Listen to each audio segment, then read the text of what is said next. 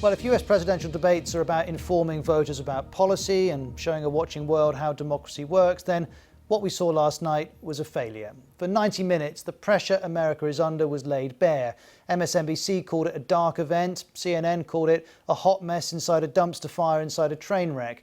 And the interruptions and insults cast a shadow over proceedings, so much so that the commission which organises them now says it's going to bring in new measures to ensure a more orderly discussion of the issues in the next two debates. Well, in the coming minutes, we're going to work through the key moments and the fallout from an infamous night, starting with President Trump passing up the chance to condemn white supremacists.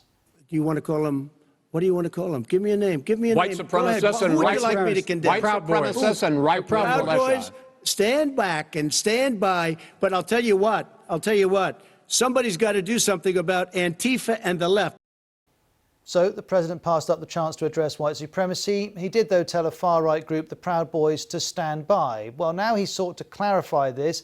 He says he's always denounced white supremacists. That's not true. And here's what he said about the Proud Boys.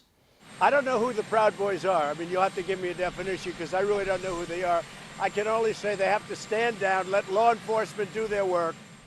But to be clear, he didn't address white supremacy when asked to during the debate and did refer to the Proud Boys. Now, earlier, the Senate Republican leader, Mitch McConnell, was asked about the president's handling of this issue in the debate. He said the president condemns white supremacists in the strongest possible way. Well, have a listen to Washington Post columnist Brian Klaas, who sees it differently. It's not that he just didn't condemn it. It's that he gave an instruction to this group as though he was their leader. He said, stand by, as though he's waiting for further instructions if there is election-related violence. So I think the tensions and the polarization around the election are so great and President Trump's language so explosive that I'm very worried about violence around the November elections.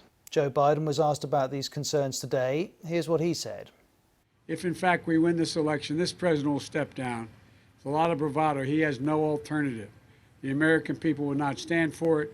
No agency would stand for that happening. My message to the Proud Boys and every other white supremacist group is cease and desist. That's not who we are. This is not who we are as Americans. Well, if you don't know of the Proud Boys, this is a group that was founded in 2016. It's far-right, anti-immigrant and all-male. It has a strict membership protocol. In order to join, members have to declare that they are a Western chauvinist who refuses to apologise for creating the modern world. They've become notorious for violent confrontations. They've frequently faced off against opposition groups. Facebook, Instagram, Twitter and YouTube have all banned the Proud Boys. Facebook says it considers it a hate organisation, but we know it does still continue to use private social media channels like Telegram and Parler. And there are a number of reports in US media that members of the Proud Boys were celebrating the president's refusal to condemn them. The other group referenced in that section of the debate was Antifa. That's short for anti-fascist. It's not a coherent group, more a loose affiliation of mostly far-left activists. And some Antifa activists have a track record of using violence to make their point. They've been prominent during Black Lives Matter protests and have frequently clashed with opposition groups and with police. To be clear, Proud Boys and Antifa are relatively small, perhaps a few thousand active supporters at most, some think even less than that, but their willingness to use violence on occasions means they get a disproportionate amount of attention. So remarkably, one issue was the president refusing to condemn white supremacy. The next issue is how moderator Chris Wallace struggled to contain Donald Trump's continual interruptions. Here's one of many exampple.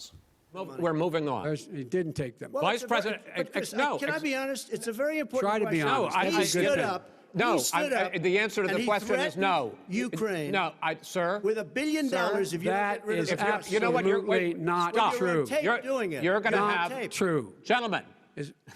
I hate to raise my voice, but I see it seems to be. Why should I be different than the two of you? The country would be better served if we allowed both people to speak with fewer interruptions. I'm appealing to you, sir, to do that. Well, and him too. Well, frankly, you've been doing more interrupting Well, that's than all he right, has. but he does plenty. Well, less than, sir, less does than. plenty. No, less than you have. Let's please continue on. And there was plenty more of that. It was always going to be difficult. One columnist for the New York Magazine tweeted, "People are hating on Chris Wallace, but I think there was no way to moderate this debate effectively." Anne Applebaum of The Atlantic argues this was intentional. She says the point of Trump's performance in that debate was to undermine confidence in the election and in democracy itself. Mr. Trump himself has responded, saying Chris had a tough night. 2-on-1 was not surprising but fun, he says. Two things to note about Chris Wallace. He's a registered Democrat, but he also works for Fox News, a network that's consistently supportive of the president. And as I mentioned earlier, the commission which runs these debates says the rules now need to be changed.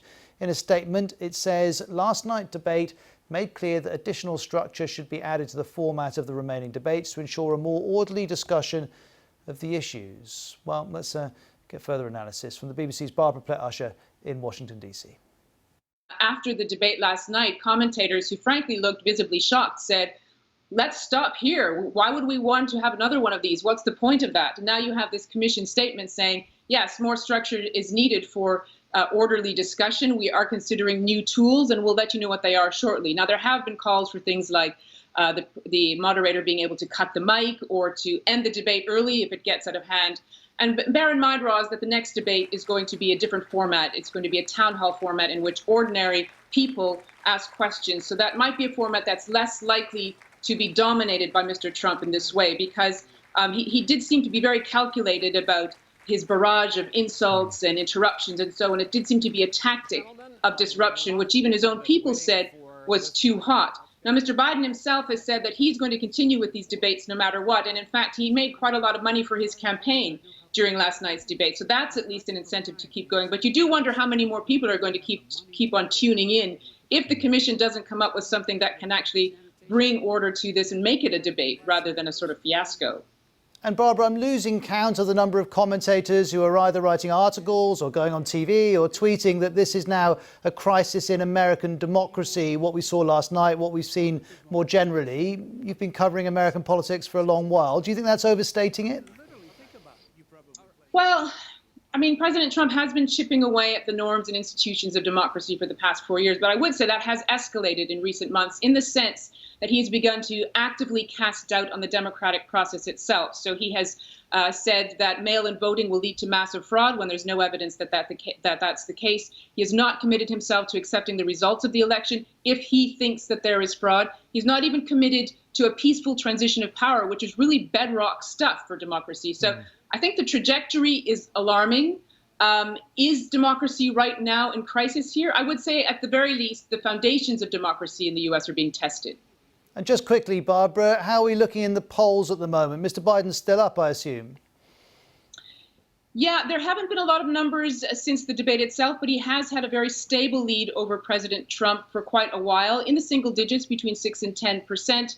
And also he has leads in a number of swing states as well. The feeling going into the debate was that Mr. Trump was on the defensive. He would need to shift attention away from himself towards Mr. Biden and his presumed weaknesses. Now, that didn't happen, as we've seen. It was very much center stage on his disruptive tactics. So some analysts are saying there was no winner, therefore Joe Biden is the winner because he's out in front. Now, this is one of these moments when the world watches American democracy, and it's fair to say a lot of people were unimpressed. In Germany, Der Spiegel said the debate was a TV duel like a car accident. The state-run Chinese newspaper, the Global Times, called it the most chaotic presidential debate ever. The Italian newspaper, La Repubblica, declared that American politics had never sunk so low and that it was chaotic, rowdy and based on mutual contempt. Or you could read The Times here in the UK describing it as not a debate in any meaningful sense, but rather an ill-tempered and at times incomprehensible squabble between two angry septuagenarians who palpably loathe each other. And the BBC's Nick Bryant's one of our correspondents in America. He put it this way: when historians assess the self-inflicted harm America did its international reputation in the early 21st century, the Florida debacle will be on the list. That's the 2000 election. Guantanamo, Abu Ghraib, and this first presidential debate. Watch the world over. Incalculable soft power damage, says Nick. Well, President Trump's former national security advisor, General H.R. McMaster, has spoken to BBC World News today and picks up on some of those themes, saying these deep divisions on show are harming America. We're acting like we're our own worst enemies. And so it's as you allude to, the Russia in particular is trying to drag us down. They're trying to polarize all of our societies, pit us against each other, really amplify these narrow identities in a way that reduces our confidence in who we are as a people and in our democratic principles and institutions and processes. So all of our leaders, especially those who were on stage last night, they have to be a heck of a lot more responsible, because I don't think they even recognize the damage they're doing and how easy they're making it for our determined adversaries.